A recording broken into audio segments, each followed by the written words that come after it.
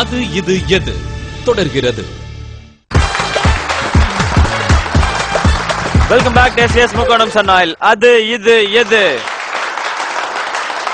Second round நாம விளையாட போறோம். நம்ம விளையாட போற இரண்டாவது ரவுண்ட் என்னன்னு பாத்தீங்கன்னா சிரிச்சா போச்சு. இந்த ரவுண்ட்ல நீங்க சிரிக்கவே கூடாது. ஒரு காமெடி பெர்ஃபார்மர் வந்து பெர்ஃபார்ம் பண்ணுவாரு, அதை பார்த்து நீங்க சிரிக்காம இருக்கணும். லிஃப்ட் ஓபன் ஆகிறதே உங்க டைம் ஸ்டார்ட் ஆகுது. புரிஞ்சிச்சுலனே? அது நீங்க எல்லாமே முடிச்ச பிறகு நல்லா சிரிச்சுட்டு நான் இவர் சிரிக்க கூடாதுன்னு சொல்லுவாரோன்னு நினைச்சேன் அப்படிலாம் சொல்லக்கூடாது. ஓகேயா? இவங்களை சிரிக்க வைக்க வந்திருக்கவர் வந்து உண்மையிலேயே பல வருடங்களா கிட்டத்தட்ட நமக்கெல்லாம் முன்னோடின்னு சொல்லலாம் காமெடியில. அந்த அளவுக்கு ஒரு பெரிய மனிதர், ஒரு பழம்பெரும் என்ன சொல்றது, ஒரு ஸ்டாண்ட் அப் காமெடியன் அப்படின்னு சொல்லலாம். அந்த மாதிரி ஒரு அட்டகாசமான பெர்ஃபார்மர் லிஃப்ட்ல வெயிட் பண்ணிட்டு இருக்காரு. யார் அவர்னு இதை லிஃப்ட்ல பார்க்கலாம்.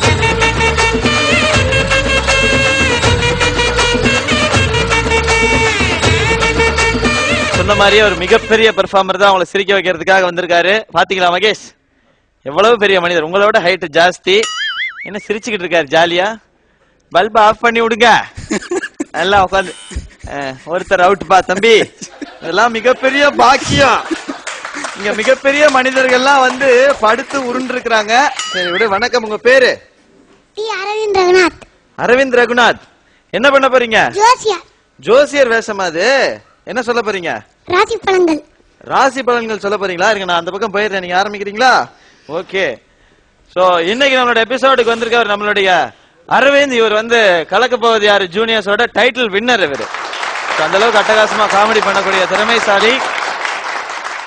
ரொம்ப வயசு ரொம்ப ஜாஸ்தி, 5 வயசு ஆகுது. 5 வயசுல இப்ப பெர்ஃபார்ம் பண்ணு பாருங்க. ராசி பலன் சொல்லாமா? எல்லாருக்கும் நல்ல ராசி பலனா சொல்லுங்கப்பா. நேயர்களே, இது உங்கள் ராசி பலன் நேரம்.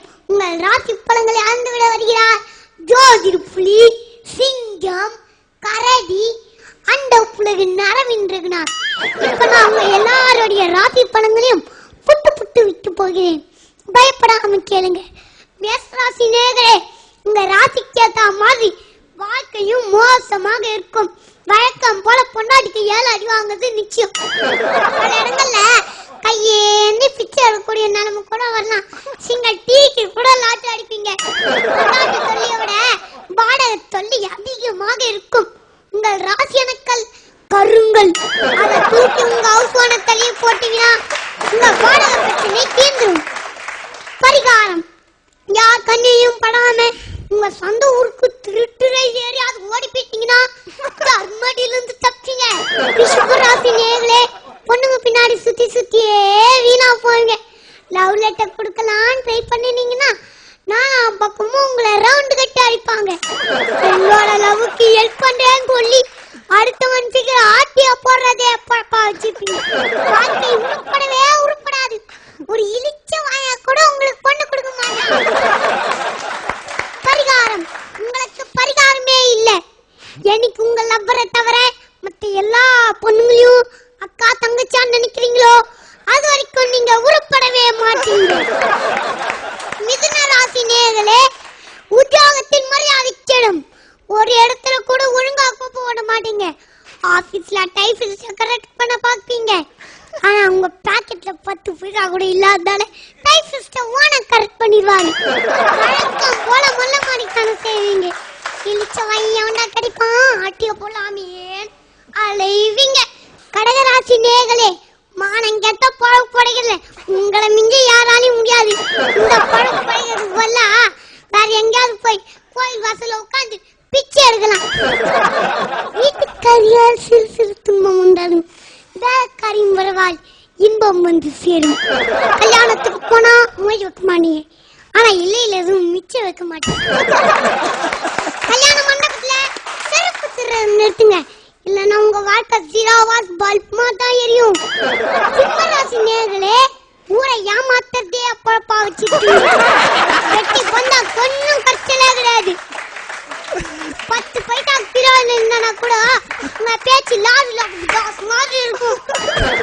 அதிர்ஷ்டம் இன்னைக்கு வருமா நாளைக்கு வருமான் வாய பந்துக்கிட்டு இருப்பீங்க. ஆனா உங்க வீட்டுக்கு ஒரு ஈ காக்கா கூட வராது. பரிகாரம்: சீன் போற நிறுத்துங்க, இல்லன்னா உங்க படம் ஓடாது. கன்னிராசி நேயர்களே, உங்க லவ்வர் உங்க விட்டு ஓடி போற நேரம் வந்துச்சு. உஷாரே இருங்க. டேப்லெட் வாங்கி குத்தீங்கன்னா தப்பிச்சிங்க. அடிக்கடி உடல்நலக்குறைவு ஏற்படும். அதனால கட்டிப்புடி வீரியம் பண்ணி செருப்படி வாங்காதீங்க. மிஸ்டு கால் கொடுத்தே பொழப்பு ஓடுவீங்க. பரிகாரம்: ஆள் காட்டி வேலை செஞ்சு பொழப்பு ஓட்ட நிறுத்துங்க.